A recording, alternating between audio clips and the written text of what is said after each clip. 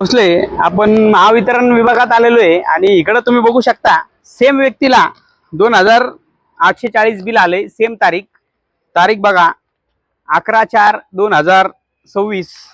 इथं परत 11/4/2026. पण याच्यामध्ये लिहिले की सिक्युरिटी डिपॉझिट 2550. तर प्रश्न असा आहे की हे प्रत्येक वेळेस सिक्युरिटी डिपॉझिट भरणे गरजेचं आहे का? आता हे जे बिल आहे हे रेग्युलर बिल भरतोय आपण, तर हे जे सिक्युरिटी डिपॉझिट आहे हा प्रश्न आहे. आणि एकदा भरलाय ऑलरेडी, म्हणजे 10 वर्षापूर्वी मीटर घेतलाय, 5 वर्षापूर्वी मीटर घेतलाय, तर हे आधी ऑलरेडी भरलेलं आहे. तर माझा असा प्रश्न आहे, हे सारखं सारखं तुम्ही का बिल पाठवताय सिक्युरिटी डिपॉझिटचं?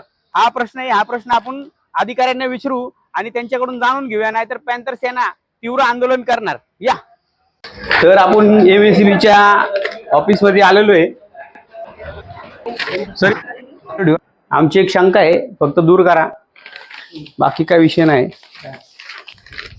हे जे बिलाचं आहे सर डिपॉझिट आणि मेन बिल, हे डिपॉझिटची रक्कम सारखी सारखी भरायला लागते का? कारण हे दोन बिल आलेले आहेत आमच्या मित्राला, 2500 आणि समोर मी पॅन्थर सेनेचा अध्यक्ष आहे. माझ्याकडे अशा अनेक तक्रारी येत असतात. त्या तक्रारीचं निवारण करा सर फक्त आमच्या.